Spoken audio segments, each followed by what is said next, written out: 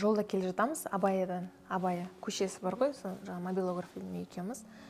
И бүйтіп қарап қалсақ, просто ол тәте просто маған қарап қалады, тоже машинама. Сөйтіп қарап қалады да, мен, тоқтаймыз. Хотя уже тоқтауға болмайды, автобусный полоса ғой.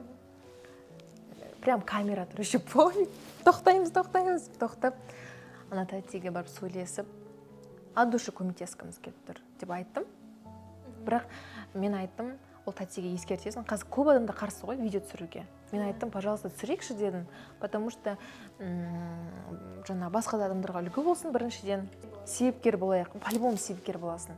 Мен, например, видео істедім ғой, жаңа осы видеомды қаншама блогерлар дәл солай қайталады ғой.